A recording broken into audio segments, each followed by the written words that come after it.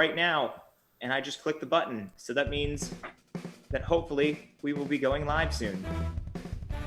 And I'm waiting for a response. And we're live. Awesome. Hey! Live-ish for the next couple of minutes.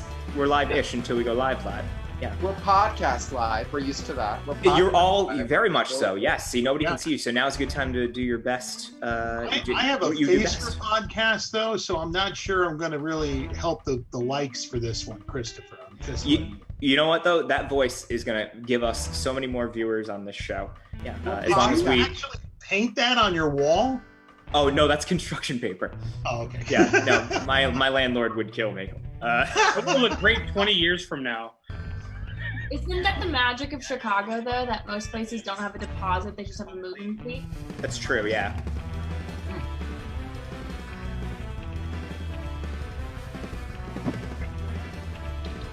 Get in here, people! Yes, and traditionally, this is the point in the show where everybody goes completely silent as soon as I say, we're going live, and then all conversation ceases. No one's too busy drinking. Right. Well, you got a 2-minute window to chug them up and get them in now because 40 seconds, thank you, Al. The window, that's a lie. I can't finish a whole bottle in 40 seconds. I'll try. That sounds like a challenge to me. Get on it, Chris. Let's go. Seriously, come on. Get on it. Chris, what kind of wine do you have? It looks like the same one we have. I have El Provence available at your local Hole in the Wall liquor store for $8. Ooh, how French. Oh, this says Via Wolf, and there's a price that says it's way more than that. Wow. We did pick favorite. Yeah. Well, make sure you drink them up and finish them proper. Because I'll tell you why. Because it's Tuesday night. You've got your bucket and your mop, and there's macaroni in the pot. This is Quarantine. Yay!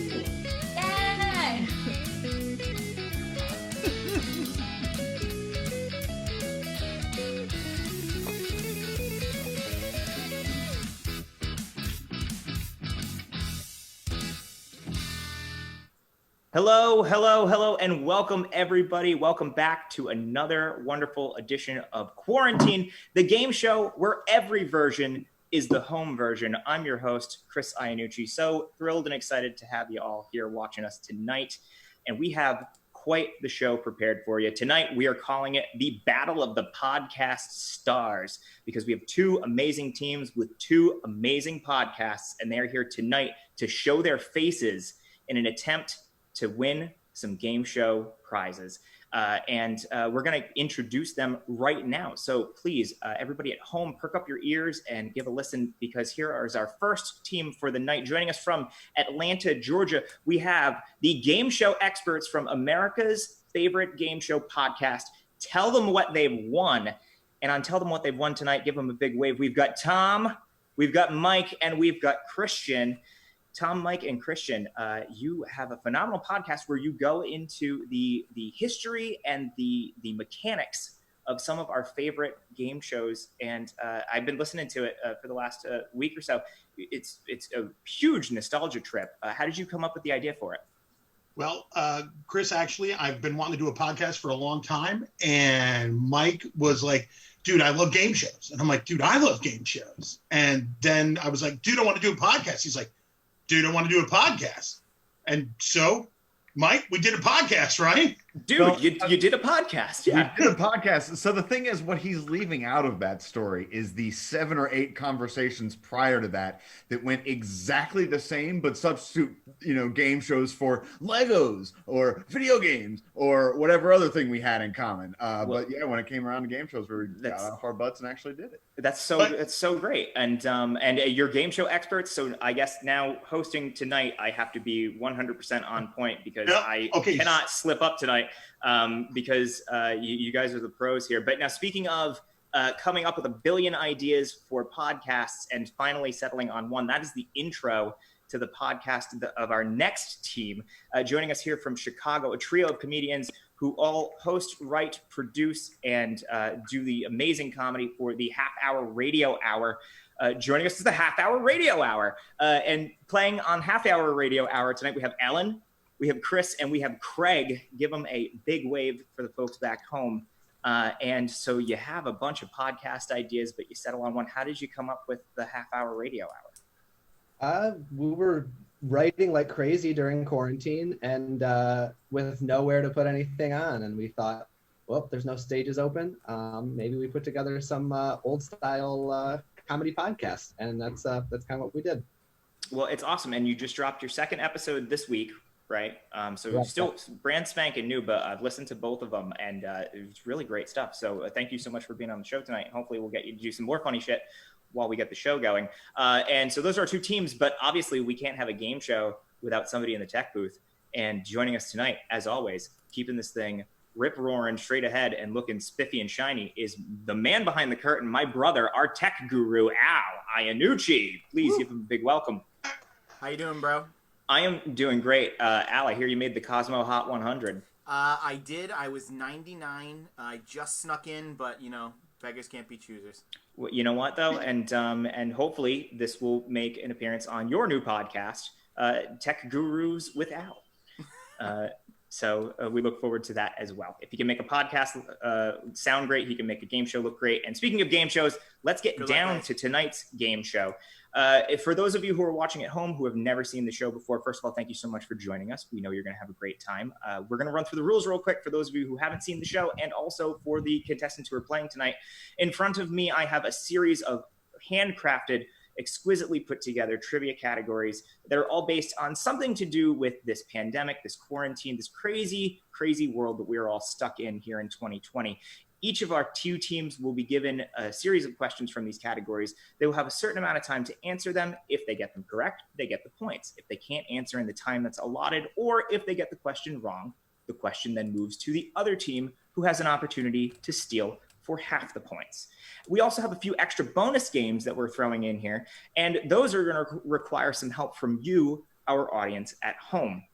So there will be certain times throughout the show where we're going to ask you to pick up your phone, put down that glass of rosé, and do a little typing and give us a few answers. And let's do that right now with our first audience prompt. Get those thumbs ready, America, because here's something that we need from you. We need you to get in the chat and give us a suggestion of a terrible place where you would never want to go on vacation. So anywhere that you would never want to go. Get those thumbs working, and Al's going to be scrolling through the chat looking for something for later. We'll get to that in a little bit. But first, let's get into our first category. So one of the modern conveniences of being stuck at home is that fortunately we get to have all of our precious cargo delivered to us. Whether it's Amazon or TaskRabbit or the US Postal Service. It's really hard to remember a time when you couldn't buy something and have it brought to you the exact same day. It's also really hard to remember a time when there weren't targeted ads or let's say devices that listened to us constantly and gave us absolutely no privacy, or a single human being whose net worth was more than that of a small island nation. But besides the point, when you need something, you need it now. But we're going to ask our contestants some questions about a time in history or times in history when it took a lot longer to get what we needed in a category that I'm calling special delivery. So these are all questions that have to do with the history or trivia about delivery services. So we sanitized and flipped a coin before we got the game started today, and the Half Hour Radio Hour won that coin flip. So they're going to get the first question tonight. Half Hour Radio Hour for 100 points. Your first question. This delivery concern began in California in 1852 and quickly became such an indispensable element of life in the West that they were necessary in any new gold rush town as much as a necessity as the gambling table and the town saloon. Can you name the company? Western Union is my guess, guys. Ooh, yeah, that's pretty good. The only That's thing I know about the gold rush is Levi's jeans was invented during that. Like a tent. That's all I remember about that. Special delivery, Chris doesn't know. Yeah. I think that's good. Western Union, I like that. Western Union is your final answer? Yes. That is our final answer.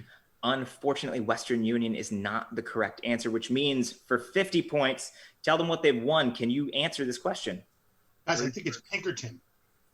I thought it was the Pony Express. I've said that in my entire life. I thought Pony Express. That was my immediate thought. But if I know Pony Express was like hugely popular and like a big influence on America. It didn't last for very long, but it was massive. All right. Okay, well, I will need an answer from you. Pony Express, do it. Pony Pony Express. Express final answer? Fortunately, neither of you got this one. They're still in business today, although they've been in hot water recently. It's Wells Fargo. Wells Fargo. They have the little carriage. They have the carriage. Yeah, well, you know what? That's the first question. There's still plenty more to go. This next one for 100 points. This one stays with Tell Them What They've Won. Your question.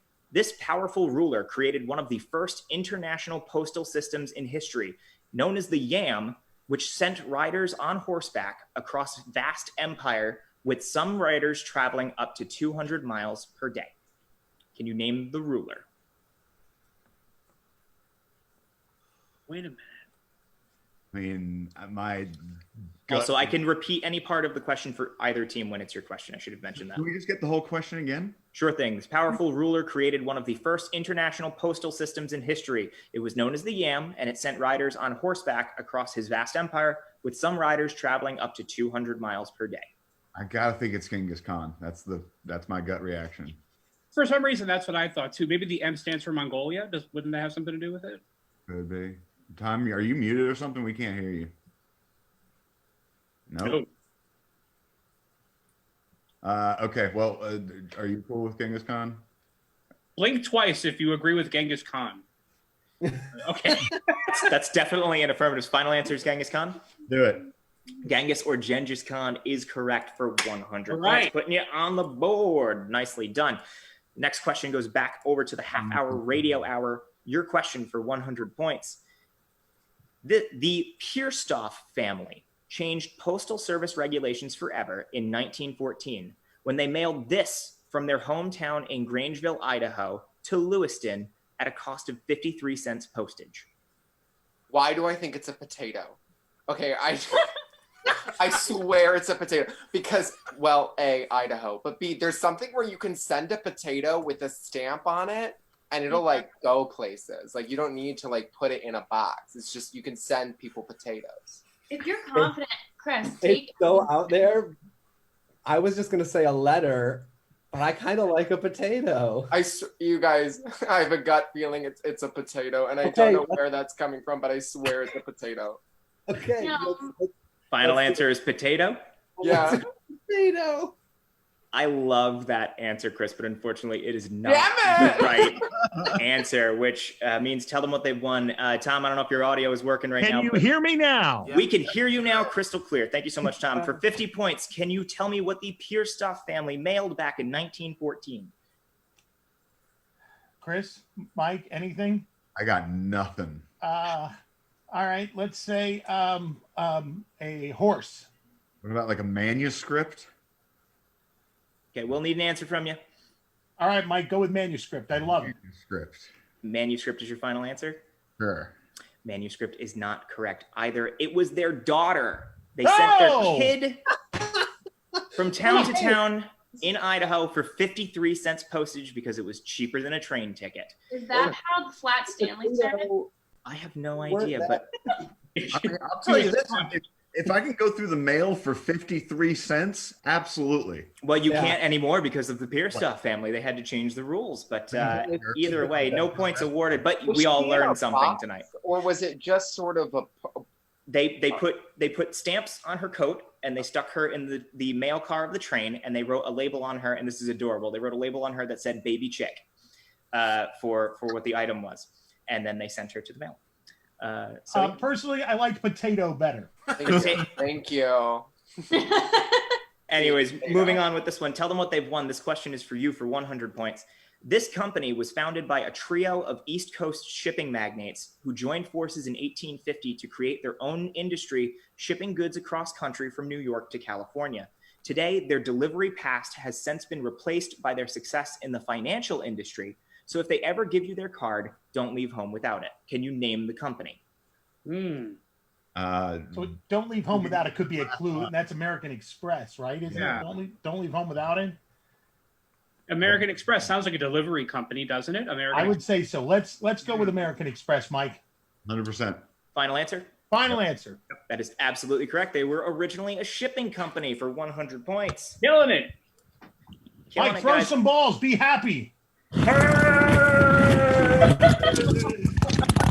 Oh God, I broke something.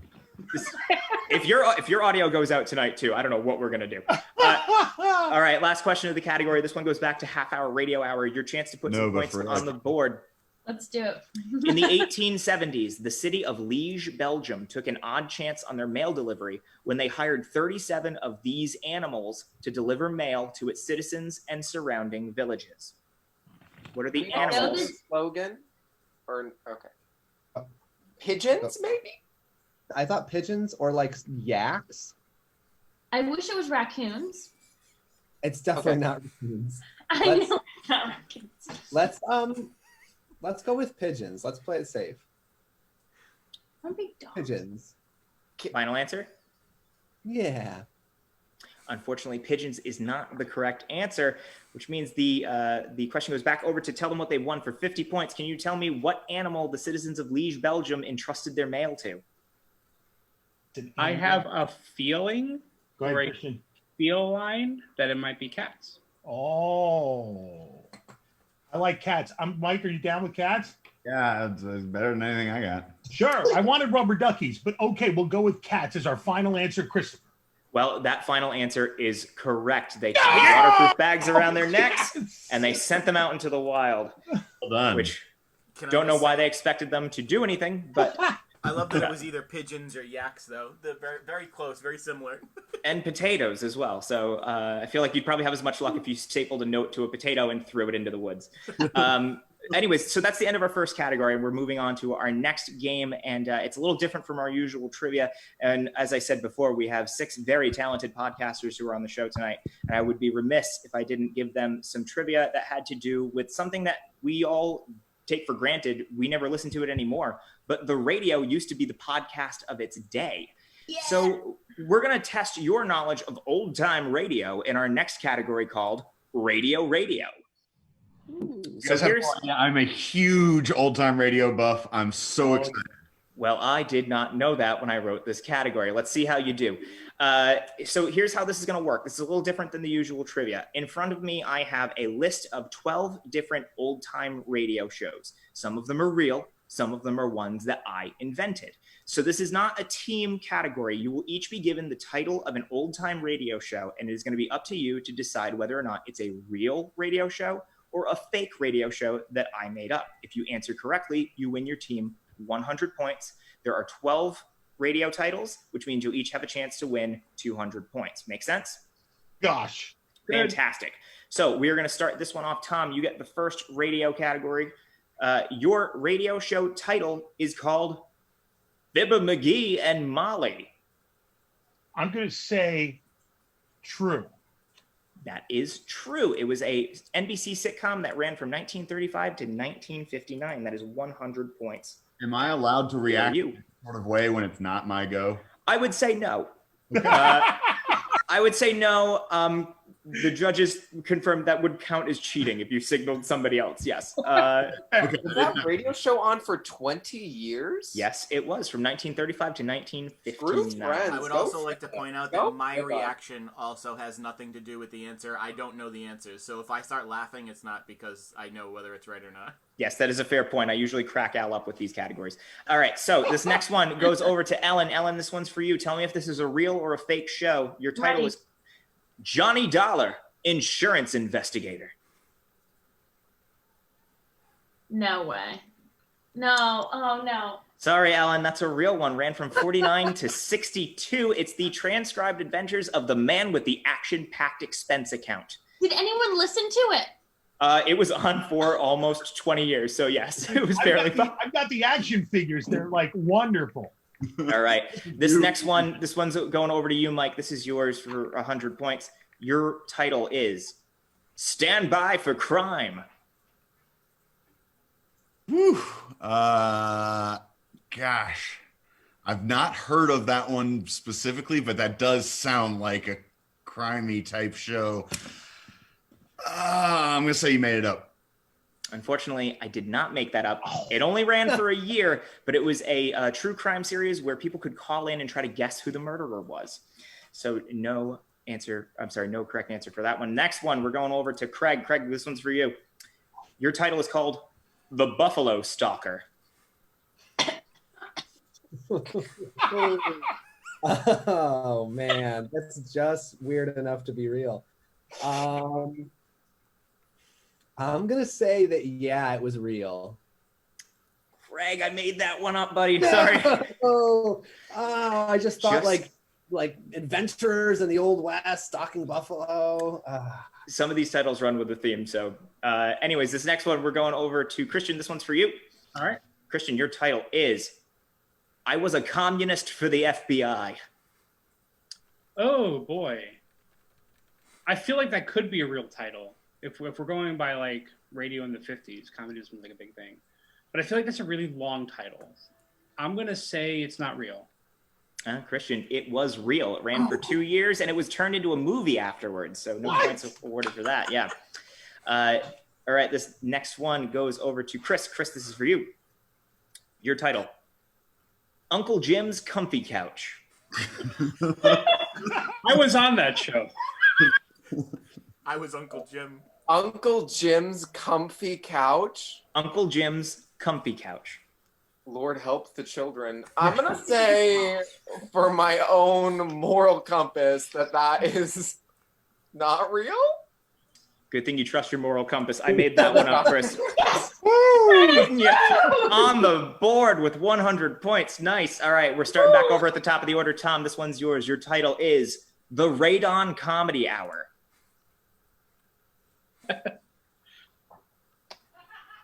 I'm gonna say the Radon Comedy Hour is real. No, I made that one up, Tom. Sorry, Tom. All right, going over to Ellen. Ellen, this one's for you. Your title is Fred Galantine, Moon Ranger. Absolutely real. It is absolutely fake. I made that one up. I would listen to that over the insurance one, for the record. That's like every true, day. I would. Listen, The that is Moon Ranger, he has an action-packed expense account, Ellen. I don't know if you heard the description. All right, Mike, this one's for you. Your title, Chicken Man. That's it. I did not make that sound effect. That's not part of the question. It's not Chicken Man thing. It's just Chicken Man. I'm gonna say that's fake. No, unfortunately, that was real. It was started in 1966. It ran for over 2 decades, had multiple iterations. It was a spoof of a comic book superhero. All right, this next one, we're going over to Craig. Craig, your title is My Man's a Cheat. That's it. My Man's a Cheat. My man's a cheat. Sorry for whoever that is. I feel like that could have been like an after-school specialty kind of thing. I'm gonna say that's real. Fortunately, Craig, that one's fake. I made that one up. Man. I have the resources. I know these are tough, but I can tell you, I'm being 100% honest. I made that one up. All right, this next one. Your man's a cheat, Christopher? Is your man a cheat? You know, we can talk about this after the show, Chris. Sorry, we don't have to do this right now. Right. Didn't. All right, this next one, we're over to Christian. This is for you. Title is Clarabelle on the Lam. Oh boy. Clarabelle was on like Howdy Doody. I'm going to say that's real. Unfortunately, that was fake. I made that one up, Christian. All right. Let's see, Chris, you had good luck on your first round. Let's see if you can get this one here. Your title is called The Bishop and the Gargoyle. A lovely pair, the Bishop and the Gargoyle, best of friends. I'm gonna say that's real. You're good at this, Chris. That is real. Oh man, nice. It ran from 1936 to 1942 on NBC. It was about a retiring bishop who fights crime with a convicted felon. Exactly what I thought. Exactly. So look for it this season on NBC on their streaming service, Peacock. So all right, so that is the end of round 1. And looking at the scores right now, we have the half-hour radio hour with 200 points. Yeah, Chris. And just ahead, yes, thank you, Chris. Just ahead, we have Tell Them What They've Won with 350 points. Now, there's still plenty of game. There's plenty of time to catch up. But we're going to take a quick break. But before we do, we have a little something for our audience members at home. Take a look at this trivia question that we've prepared for you. Now, have a look at this silhouette and tell us if you can guess the famous doctor. Look closely. Here's a hint. He lives in New York, and if you saw him today, he's in his 70s. So take a look, see if you can figure out who it is, and we will have the answer to that trivia question after a quick word from our sponsors. This season, get ready for a bachelorette like you've never seen before. In circumstances no production company could predict. With all your favorite contestant types. Hey, I'm Adam. I'm from San Antonio. I'm a secret real estate agent, and I'm not going to wear a shirt this entire show. I'm Pete, and I'm the dude who's going to gaslight. But this year, they'll be winning her hand from home. Some of the guys seem so nice. Yeah. Oh. Got a dick pic from Pete. And there's a twist. One of these bachelors has an active case of coronavirus. I hope it's Pete. I know that's mean to say, but I hope it's Pete. So join us this fall for The Bachelorettes. Seriously, we need your money. Only on ABC. We're back taking a look at the silhouette. Could you guess who the famous doctor was? Well, if you guessed Dr. Anthony Fauci, you're absolutely correct. Great job, everyone. We hope you enjoyed that. Now, we're moving into round 2, where the questions are worth twice as many points. And it also means that it's time for another audience prompt. So get those fingers ready. Here's what I need from you, audience. Type them if you can. I need an adjective, an animal, and some product that you would find in your kitchen or laundry room. Not a brand name product, but an actual item like a mop or a chef's knife. Don't use those. I just gave them to you. But if you think of something, throw it in the chat. Remember, we need an animal, an adjective, and a product that you would find either in your kitchen or laundry room. And while we tally those up, we're going to move into our next category. Now, we've been doing a lot of takeout. We've been trying to avoid crowded places, but restaurants have been opening with limited capacity, which, while beneficial for some small businesses, is still pretty dangerous if you're worried about catching coronavirus. But there are some people who, even before this pandemic started, got into some hot water when they went out to eat and ended up passing away because of it, or maybe whatever meal they sat down to, they didn't realize that it was going to end up being their last meal. So we're going to ask you about some truly dangerous dinners and some people who perished while having their last supper in a category that we're calling dinner in a funeral. So these are all questions about people who died at dinner. First question category goes to tell them what they've won. You ready? This is for 200 points. This country singer, actor, and entrepreneur, whose autobiography was titled 30 Years of Sausage, 50 Years of Ham, died of natural causes at the age of 81 while having dinner in front of the TV at his home in Richmond, Virginia. Well, I mean, that has to be Jimmy Dean, doesn't it? Sounds right to me. Yeah, it sounds right to me. All right, we're going to finally answer Jimmy Dean. Jimmy Dean is correct for 200 points. Nicely done. Right. Yeah. Back over to Half Hour Radio Hour. Your question for 200 points. This artist, one of the most famous of the 20th century, worked up until the age of 91 when on April 8th, 1973, he succumbed to heart failure while at the dinner table with his wife, Jacqueline Roche. I believe it's Picasso. I think it's Picasso. I'm almost positive it's Picasso. I'm pretty sure he Go died in with that. 1973. Go with that. Pablo Picasso. If you get this wrong, I'm gonna have my own personal blue period, though. Final answer? Final answer. Pablo Picasso is correct for 200 points. Thank you for sparing us the blue period. Chris, really quick, the first audience prompt. Oh, yeah, we're going to get to that now. All right, cool. Okay. This next question goes back over to tell them what they've won. This 17th century English philosopher, who was known for developing the scientific method, decided to test his theory that frozen foods preserved longer, so he bought a chicken. However, in the process of cleaning and stuffing the chicken with snow, he caught pneumonia and died. Can you name the philosopher? That's a good one. You guys have any ideas? Give me a philosopher, any of them. Throw one out. Descartes. Well, it's the mathematical theorem thing. Pythagoras? Foucault or whatever. F-O-U. I will give you a couple more seconds, and I'm going to need an answer from you. Foucault? Who? Foucault, whatever it is. Let's just go with that. Or Kristen, you got anything? Okay, I do need an answer. What is my guess? Mike, go ahead. All right, let's do it. Foucault. F-O-U-C-A-L-T. I heard most of that. Thank you for spelling it, but unfortunately, that is not the right answer, which means half-hour radio hour for 100 points. Can you name the philosopher who died of pneumonia while freezing a chicken? Said he was English? He was British? English philosopher is what I said, yes. Oh, so that's not Voltaire. And like all the ones I know are vaguely French sounding. Yeah. Or Kant. Okay, we'll need an answer from you. Let's go with Kant. Kant's not. He's not. I think he's German though. I mean, he's white.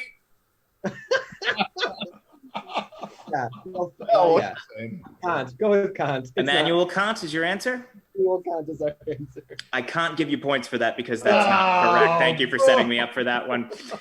No, unfortunately, the correct answer was Sir Francis Bacon. He developed the scientific method. Remember high school. All right, this next one stays with the half-hour radio hour. This is yours for 200 points if you can answer. This British comedic actor, best known for his roles in the films Young Frankenstein and Silent Movie, suffered a heart attack and died in Mexico City in 1982. A heart attack a friend of his claimed was the result of bad shellfish that had given them both food poisoning. Can you name the actor? Young. Oh, Peter. What is his name? Peter Lorre? I'm drawing a complete blank. I think that's his name. You guys have a couple more anything? seconds, and I'm going to need an answer from you. Yeah. Yeah. Let's. I know. I think it's Peter something. I'm not sure if it's Peter Lorre or not. Peter Lorre. Let's go for it. Unfortunately, Peter Lorre is not the correct answer, which means back over to tell them what they've won for 100 points. Can you name the actor who died from a heart attack that was presumably caused by shellfish poisoning? He was talking about Peter Boyle, but I think it's actually Gene Wilder. I think it is too. Christian? Gene Wilder did not die of a heart attack in 1982, did he? Oh, no, it was much more recent. You're right. I will need an answer from you in a couple seconds. The movie Young Frankenstein and... Silent Movie. Oh! Wait a second. You gotta give me an answer or else I gotta call time. Sorry, guys. Marty Feldman. Okay. Marty Feldman, final answer. Final answer, Marty Feldman? He was in Young Frankenstein. Yeah. Beat the buzzer. It's Marty Feldman for 100 points. I love you. God bless America. God. Literally just about to tell you guys we're out of time. So thank you for throwing that one out the last second. All right, last question of the category. This one stays with Tell Them What They've Won. This is for 200 points. Your question. England's King Henry I, son of William the Conqueror, enjoyed a good feast, and despite the advice of his doctors, he indulged in a large portion of this slippery fish one evening, which caused him to fall ill and die soon after. What did he eat? Guys, I know this one. You ready? So it was, and if I remember correctly, because there's a list of unusual deaths on Wikipedia. He died after eating a surfeit of lampreys. So lampreys would be the answer. Okay, great. We're going to go with the guy who has all the intelligence in our podcast. That would be Christian's answer. Yep. That is a fantastic answer, Christian. You nailed it right on the head. He ate lampreys. I would have accepted eels, but you really just you tagged that one right on the notch. So that is 200 points for you, and that is the end of that category. Now, we asked you earlier at the top of the show, if you remember correctly, to give us a location of a place that you would never want to go to, which means we're going to move into a quick little improv round where our two teams are going to get an opportunity to earn another 100 points for their team. So, Al, what was a place that nobody wanted to go on vacation at? So we had a lot of great submissions, but we're going to go with the Kremlin. The Kremlin. Fantastic. Okay, so now here's your opportunity to earn some bonus points.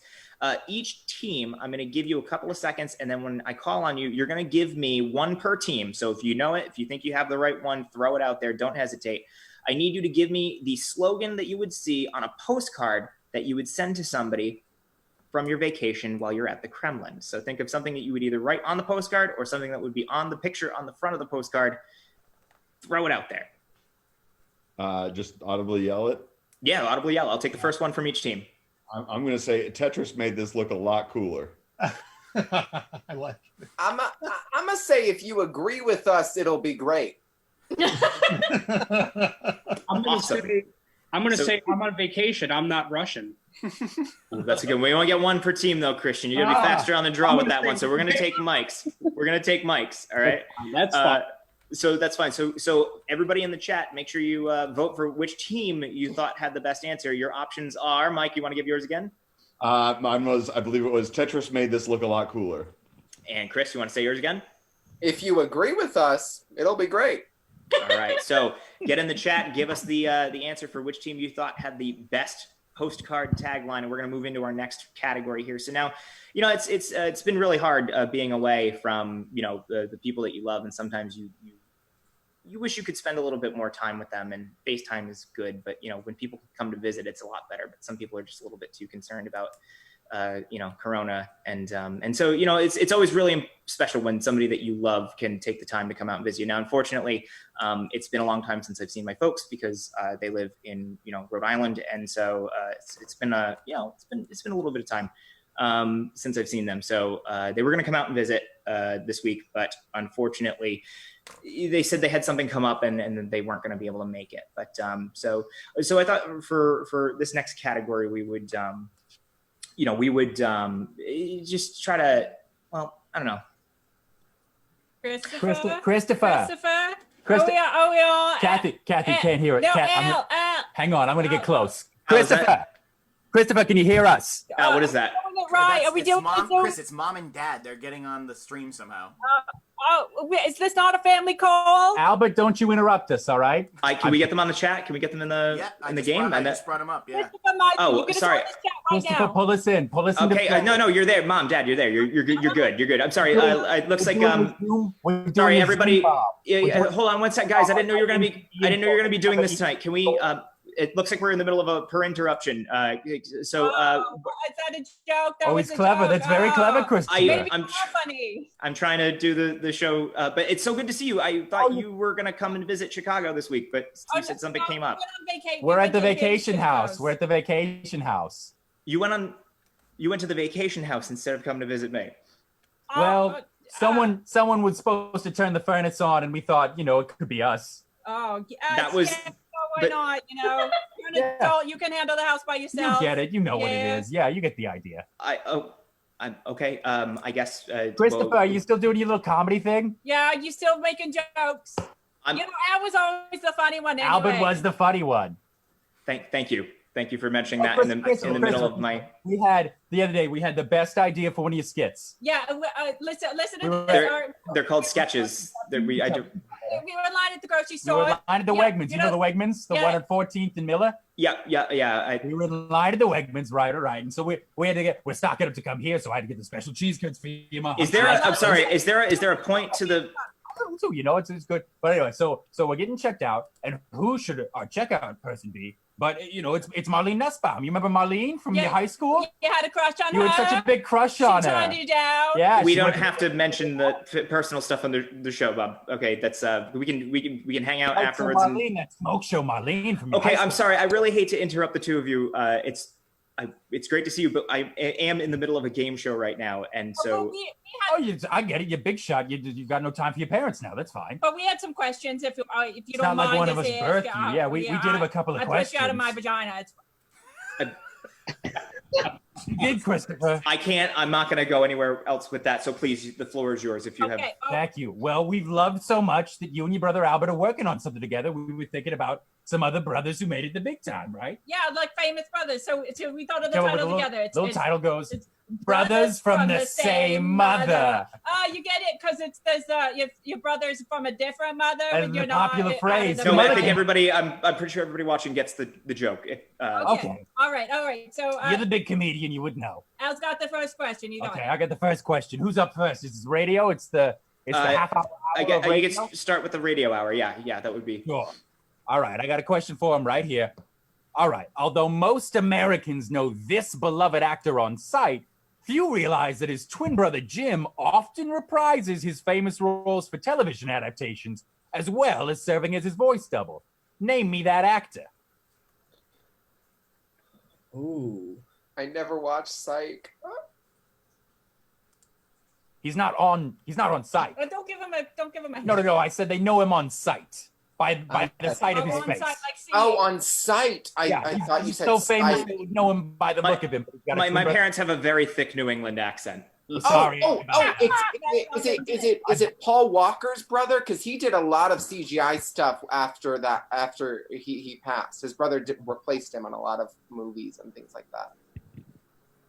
I feel like Is Paul Walker the answer we're going with? We do. That's the final. That's all we got. Paul Walker. Unfortunately, it's not Paul Walker, so that's going to move over to the game show boys, to Bob Barker's boys. Bob Barker's boys? Christian, Mike, you got anything for this one? Did he say he had a brother named Jim? Yeah, I'm thinking Jim Belushi. Brother named Jim. My first thought was John Belushi. Yeah, so we'll say Belushi. Belushi's where we're going with this. The Belushi brothers. That's your final answer? Yes. Although we partied with John in the early 80s, unfortunately, it's not the Belushis. It's Mr. Tom Hanks himself, Mr. Forrest. You partied with John Belushi? You're pinching yourselves right now. That's all right. This one's going to stay with the Bob Barker kids. Kathleen, you got this. Okay, okay. So this physical comedian, like Christopher over here, part of a family comedy troupe with his brothers. Very talented brothers. They are changed his name from Adolf to Arthur to avoid seeming German during World War One. That's before World War Two. Before World War One, it says. Oh, during World War One. A lucky call in the long wrun. Oh, that's Silka. Who was it? What was his name? Changed his name to Arthur? Yeah. He changed his real name to Arthur from Adolf, but you know him by his stage name. Sure, okay. It's gotta be one of the Marx brothers. Groucho Marx, probably. Yeah, I'm almost positive that that's definitely the Marx brothers. Let's say that's Groucho Marx. Let's go with Groucho. Christian, you down with that? That sounds good to me. Okay, Groucho Marx, final answer, please. And we love you folks. Thank you for coming on. Oh, thank you so much, Tommy. You sweet boy. Would have been nice Groucho Marx. So over to the next team, the half-hour radio hour. You got an idea? Charlie Chaplin, maybe? Wait, does he have a brother? No, that was the last question. I'm not sure I got the question. Can we have the question one more time? Is that allowed? This physical comedian, part of a family comedy troupe with his brothers, changed his name from Adolf to Arthur to avoid seeming a German. Is it a stooge? Are they related? No, they're not. No, Who are the two? Who did the who, what, where? It's got to be one of the Marx brothers. Abbott and Costello? They weren't related. Abbott and Costello, maybe. Guys, no, they weren't physical comedians. I think we're going to need an answer here in a second. So, they said Groucho. Oh, God. Why can't I think of any other Marx brothers' name? We got nothing. Give us a name. Toss one out. Charlie Chaplin, which is wrong.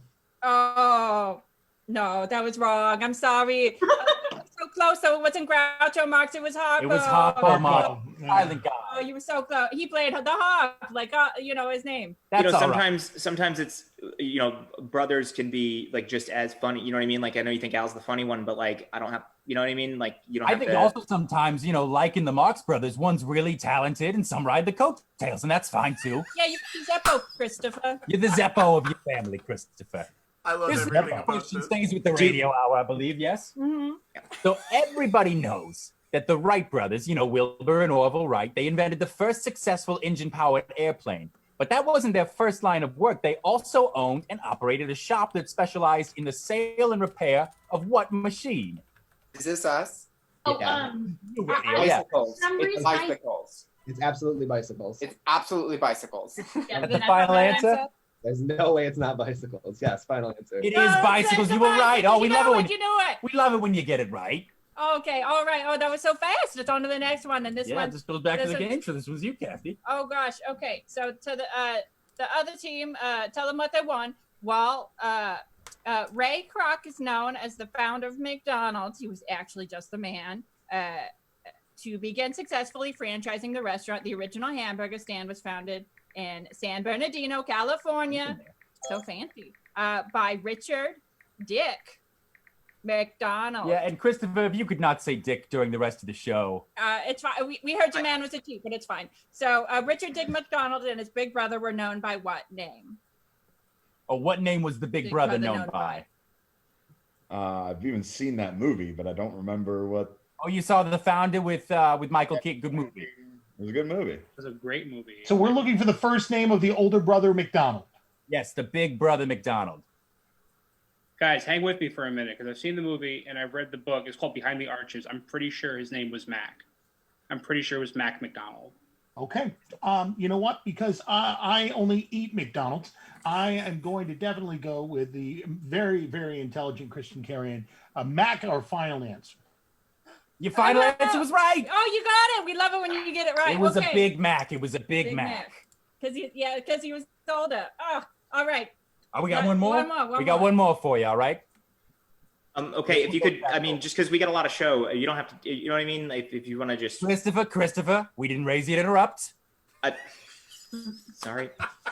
Thank you. Go ahead. No, please, go ahead. Now, the Vlog Brothers, and I'm told that means... like they make video blogs. A video log of things, but they're the authors, Hank and John Green. They're known for their motto, DFTBA, which eventually became the name of their record label. What does DFTBA stand for, Radio? Can you do the initials one more time? I'm sorry. Yes, DFTBA. Wow, some of y'all had friends in high school.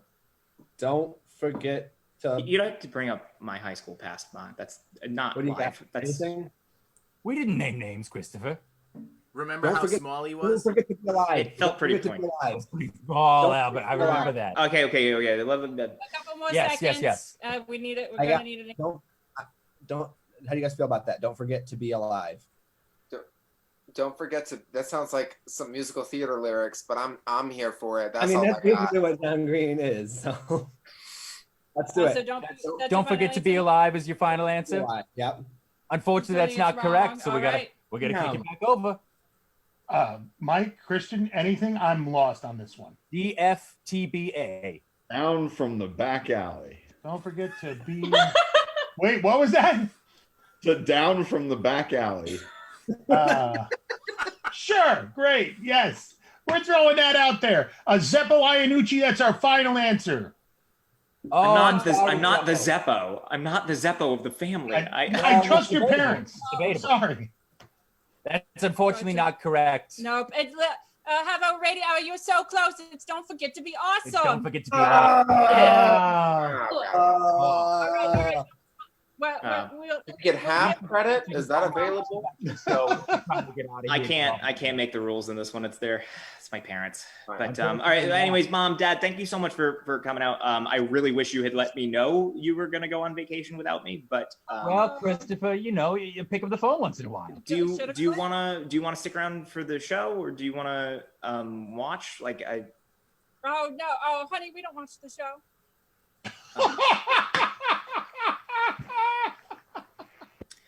All right. Anyway, Well, love him, and we'll see you soon. I will. I'll call. All right. Thank you, Mom. Thank you, Dad. Bye. Love you. Okay. All right. Well, that was my parents. Everyone, thank you for indulging. And so we're gonna get the show back up and rolling after that. How about we do one more bonus game that we had? Our audience prompt us with the name of an adjective, a product that you would find in a kitchen or in your laundry room, and an animal. And Al, what did we put together for that?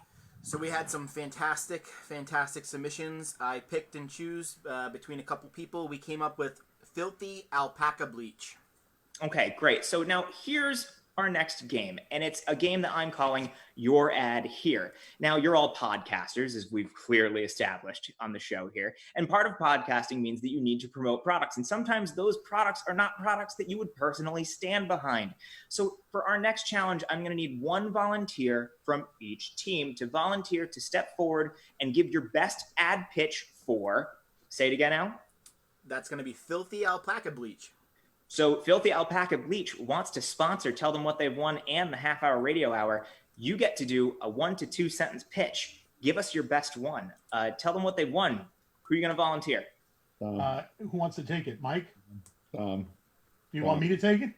Christian, what do you think? What do you I'll do it if you guys don't want to do it. Oh, Christian, I think you should do it, buddy. Come on. All right, let's go. All right. All right, you got this. 2 seconds. All right, Christian. Come on. Remember, you really want us to buy Filthy Alpaca Bleach. Right. Christian, tell us why.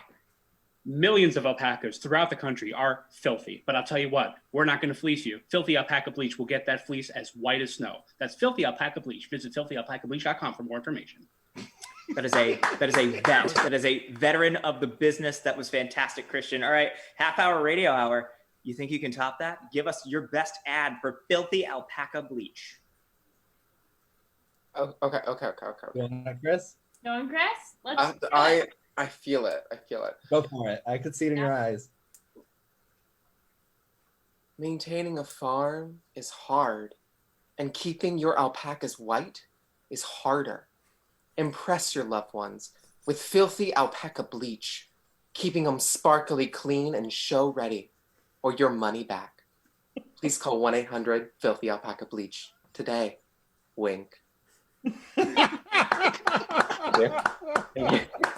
Where do I buy it, Chris? That was I love All it. right, now it's up to you, audience. You have to get in the chat and vote for which team you thought gave the best ad for Filthy Alpaca Bleach. Whichever team wins, you're going to get your team an extra 200 points on this one, and it will make a difference in this game. So make sure you get out there and vote. We're going to tally those up, and we'll give you the results later on in the show. But moving on, we're about to get into round 3. But before we do, we have one last prompt that we're going to get from the audience.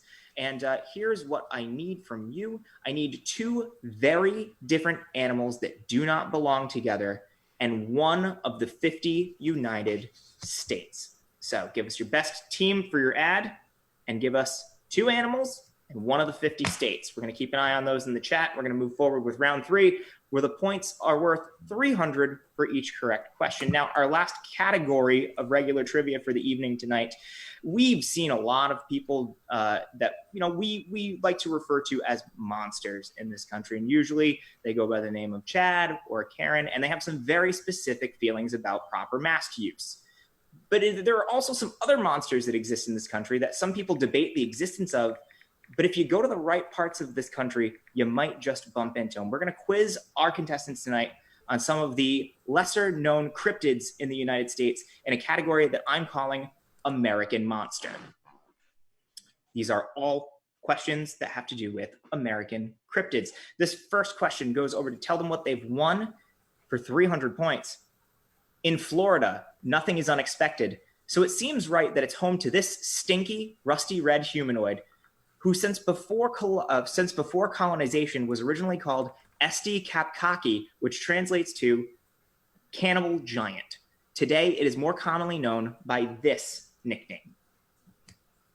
Can I go ask my roommate real quick? No. Can you repeat the question all the way through one more time, Chris? It was kind of long. I'd like to hear it one more time. So we're looking for a Florida cryptid who was known to the natives before colonization as the cannibal giant. He is a stinky, rust-colored red humanoid, and today is commonly known by this nickname. The stinky makes me think of a skunk ape, which is a cryptid. I don't know if it's in Florida or not, but it's a thing. I don't know. I remember reading vaguely about this at some point, but I could never tell you the name of it. Christian, do you have anything? The hell's a cryptid? Like the bottle snowman. I have no idea. Mike, let's go with skunk ape. I like that. I mean, it's a great guess. So skunk ape. Final answer? Mm-hmm. Skunk ape or swamp ape is correct for 300 points. Oh, well done. yes! Wow! That doesn't stink. Sometimes the pun works, sometimes not. But hey, we're moving on to the next question here. Zeppo, thanks. This is my ego is so fragile right now. Hey, at least you're not Gummo. He was only in one of their movies, and they kicked him out. I didn't even know he existed. All right, this next question goes over to half-hour radio hour for 300 points. In 1735, Mother Leeds gave birth to her cursed 13th child, who promptly flew up the chimney to become this hooved, fork-tailed, goat-headed legend. Hooved, fork-tailed, what-headed?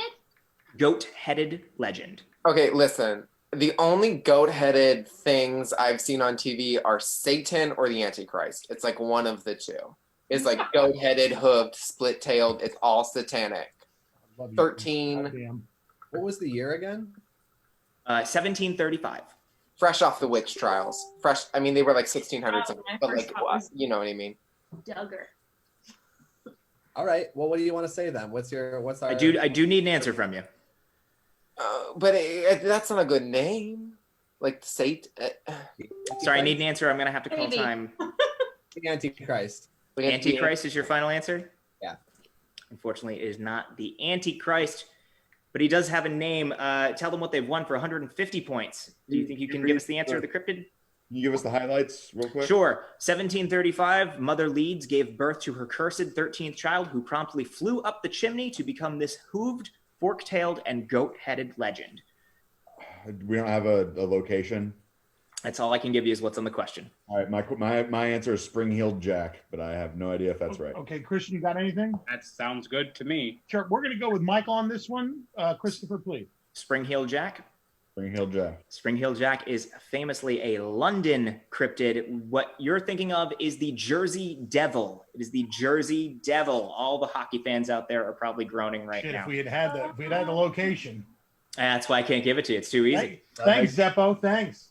I can give you the location of this next question, though. This stays with Tell Them What They've Won for 300 points. While Loch Ness in Scotland gets its fame as the home of Nessie, can you give me the name of her American cousin who calls Lake Erie her home? Jesus, there's a monster in Lake Erie.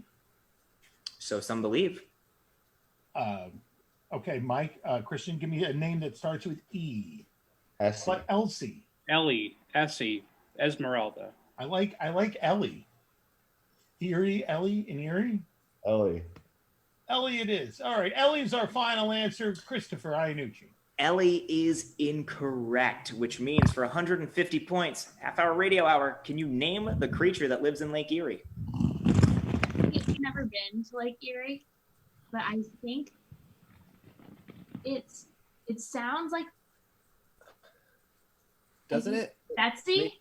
I think it's Betsy.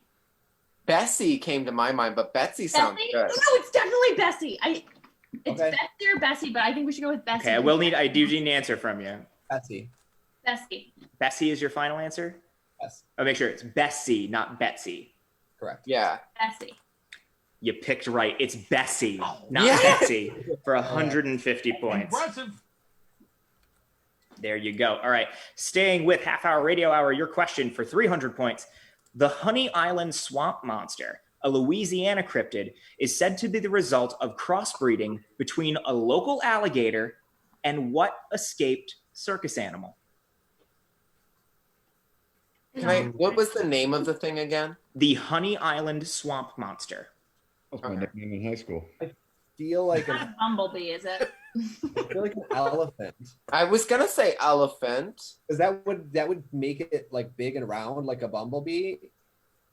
Also, alligators and elephants I feel like I've seen like Egyptian. Okay, I will need an answer from you. I'll give you a couple of seconds. I don't want your safari search history here. I just want a good answer. I'm gonna say elephant.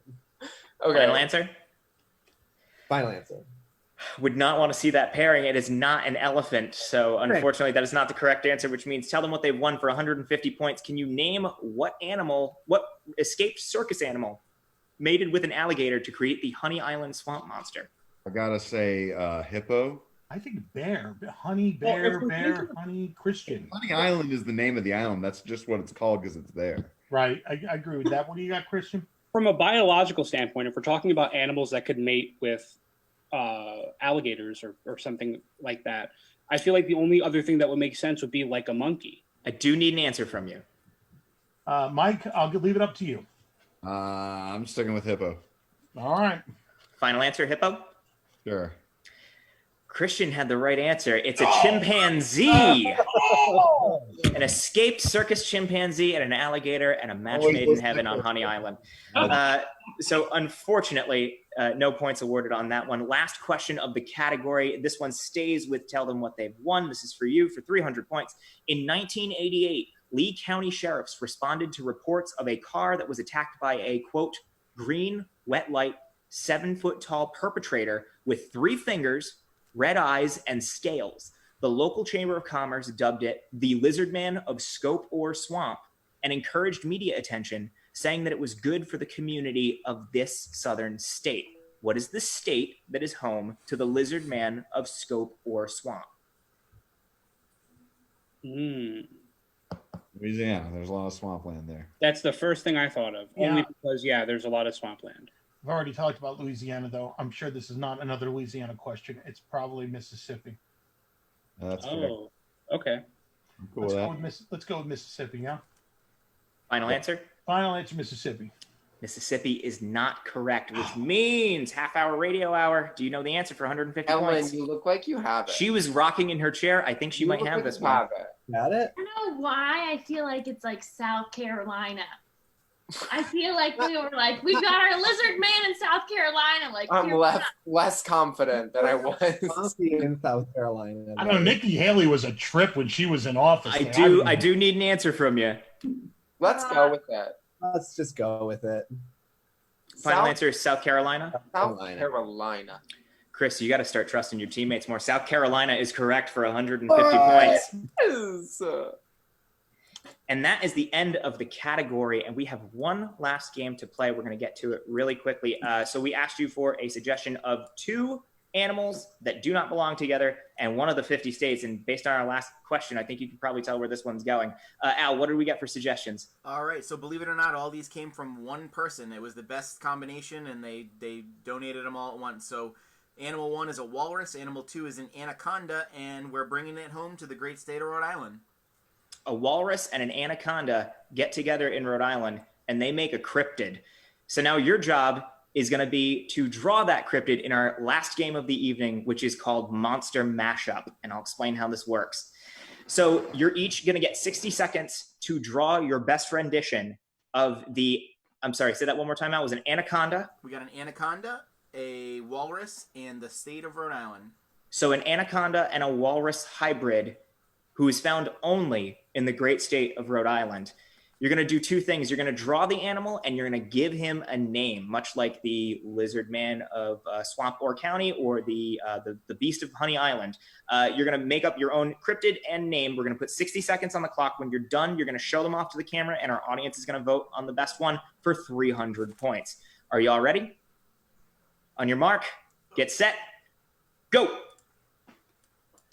You know, Al, we're both from Rhode Island, and I don't even know if there's enough room on that state for a cryptid. No, you could definitely get it end to end in about half hour. So I don't know. Plenty of vampires though. A lot of vampires. More vampires than we need.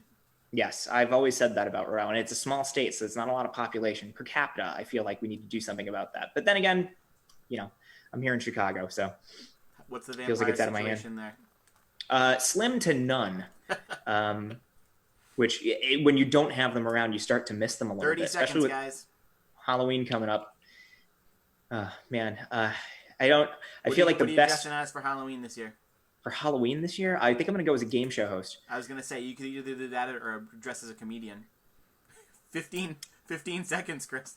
You know, Mom and Dad come on the show once, and you feel like you just have the right to. I'm not the Zeppo of the family. Can I just say that one last time? We got 5, 4, 3, 2, 1. All right, pens down, everybody. Time is up. Stop whatever you're doing. It's as done as it's going to be. So now here's what I need you all to do is hold up your picture to the camera so that everybody who is watching at home can see. Make sure you angle it. Look in your own screen so you can make sure everybody can see it. Now, I'm going to ask you one at a time. You're going to give me the name of your cryptid, and everybody is going to get a chance to see how well you drew it. And then they're going to vote on which team had the best one. So starting with Tom. Tom, what's your cryptid? I see a large roadie. Large roadie. Well, you know, little roadie's called little roadie, so that's large roadie. All right, Mike, what do you got there for us? Well, this is the Walraconda. He goes by Steve. But yeah, he's got his tusks and his nice little curled up tail there. And yeah. Aptly named. All right, let's go. Christian, let's finish this up with tell them what they won. What do you got for your cryptid there? Yeah, my creature's name is Rose. This is the only person I ever knew from Rhode Island. She was a girl I had philosophy class with freshman year of college. Well, you've done her justice. All right, moving over to the half-hour radio hour. Let's see, Ellen, what do you got there for us? This is Rhode Island's anaconda do? Okay, interesting. They're All right. bigger than normal anacondas. Okay, Chris, can you hold it a little bit closer to the camera so we can see it? Of course. This is Brown's new admission counselor, Winifred, sporting a brown flag as well to show support for her university of choice. Fantastic. At least you knew one fact about Rhode Island for this game. And Yeah. Craig, what do you got for us? This is Annie Rhodes. And she's got a snake face that also kind of looks like a walrus and some snake arms. And she says Family Guy was filmed in Rhode Island. So fantastic. Everybody knew sort of a thing about Rhode Island. That's great. All right. So everybody who is watching at home, make sure you vote for the team. If you had one in particular and you want to give them a shout out, that's great. But we're looking for which team you thought had the better cryptids. We're going to tally up those votes and the winner's going to get 300 points. And we're going to do that. And we're going to get to the final round after one last quick word from another one of our sponsors. Bring the outdoors in with Janky Candle's new line of quarantine-inspired fragrances, featuring scents you never knew you'd miss until you were stuck inside. With fragrances like break room microwave, subway car, stuck in traffic behind garbage truck, hot-boxed elevator, and sandalwood. Close your eyes and imagine the world you used to smell. Janky Candle, until the world makes sense again. And we're back. And I can tell you, my apartment has smelled like a subway train for the last 3 days, and I have never felt more comforted. Welcome back. So this is the end of the official game, and we still have some points that are coming in as we're going to tally them up. We're going to get those as soon as we can. But for right now, I'm looking at the scores, and I have, tell them what they've won. You have 1,350 points. And behind, we have the half-hour radio hour with 900 points. And Al, are we seeing any motion on some tallies coming in for who had the best cryptid yet? Yep, so far it's looking like half-hour radio hour. Fantastic. All right, well, that's beneficial because you just got 300 points, which brings your total up to 1,200. You're still not in the lead, but you have one last chance to win this game as we move into the final round. And here's how this works. So in front of me, I have 3 questions.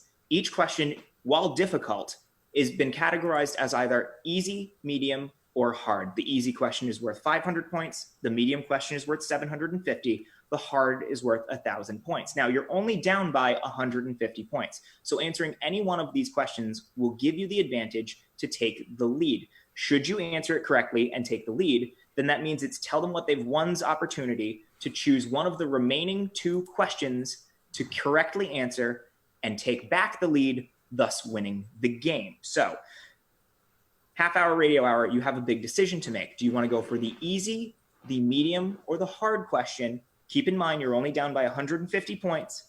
And if you get it correct, you leave the other 2 questions available for tell them what they've won to choose from.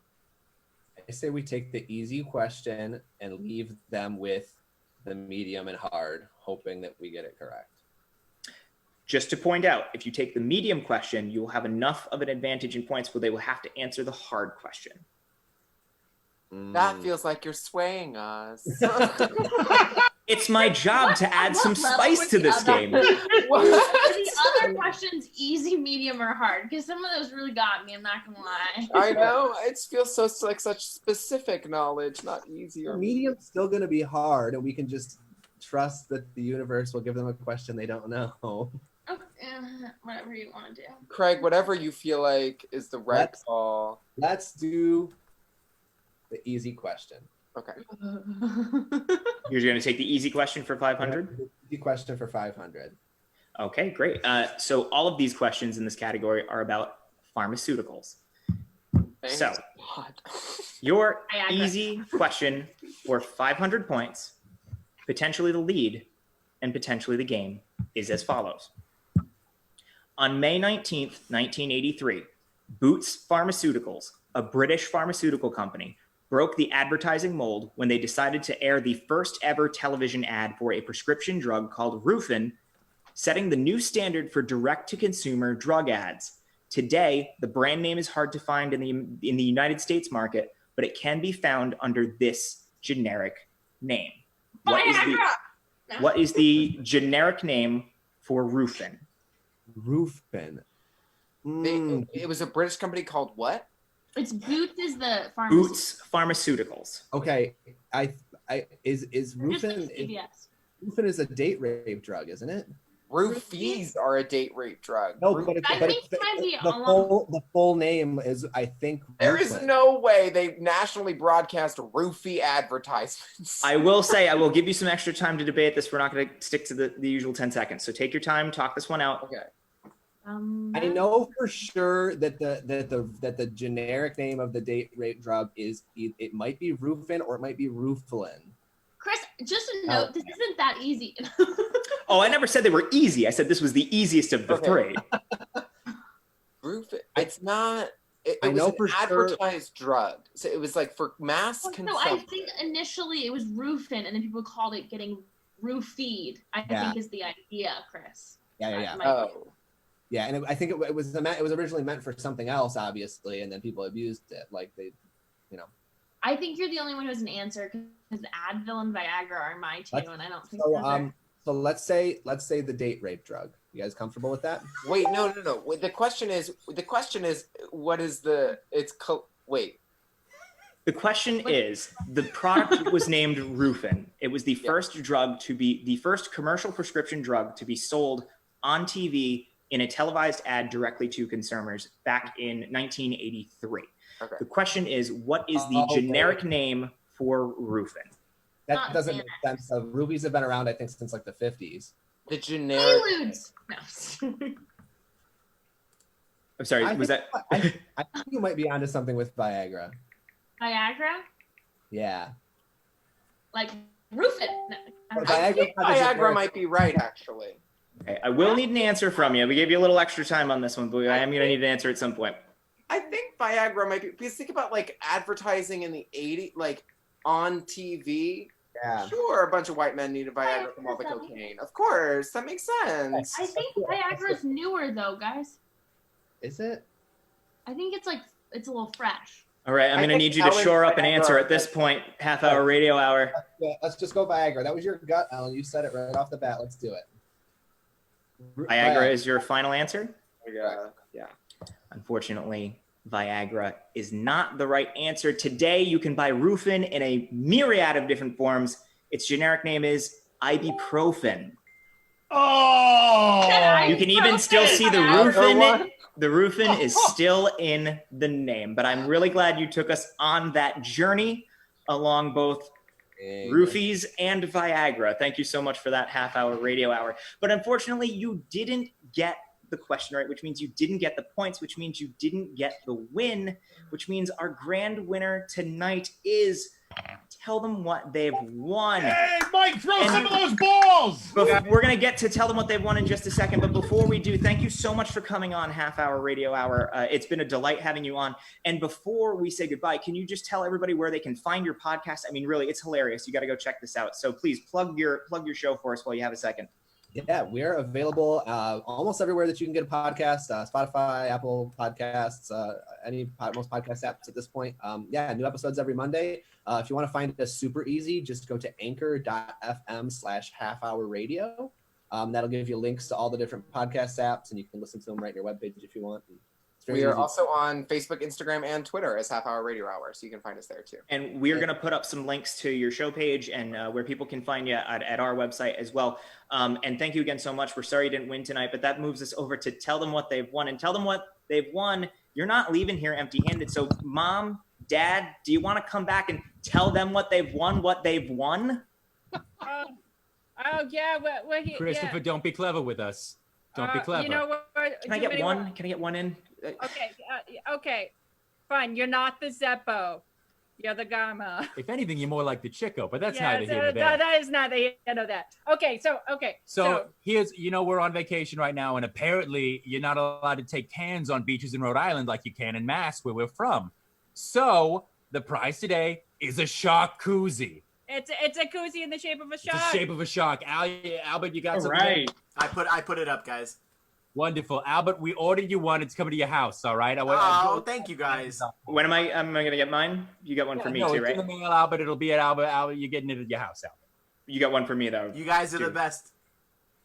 We love you. Love you too. All right. Bye. Bye. Okay. Well, anyways, congratulations. We're going to get you that shark koozie. So you're our big winner tonight. And tell them what they've won. While we have you as well, tell everybody who's watching at home right now where people can find you, how they can follow you, how they can listen to you.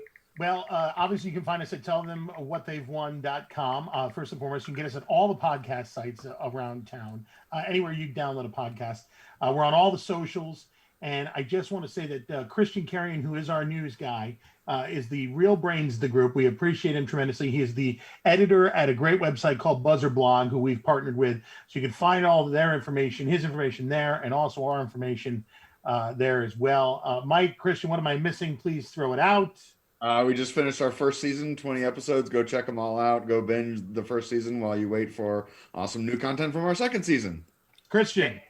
And this was a lot of fun. Thank you for having us. What a wonderful game. Thank you so much for being with us. We look forward to seeing Quarantine on one of your next podcasts. So thank you so much. Thank you everybody who watched tonight. We hope you had a good time. If this is your first time watching us, thank you so much for joining us tonight. Thank you again to everybody who's been tuning in week after week.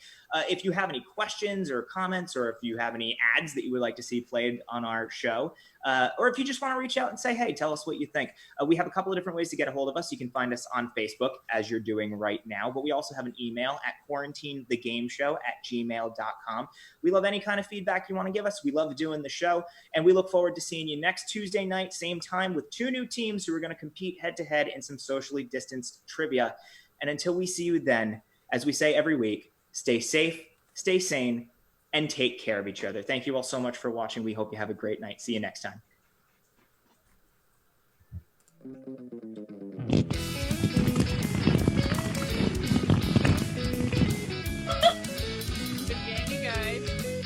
Good game, everybody. Great. Good game, guys. I hope you appreciated that we corrected something.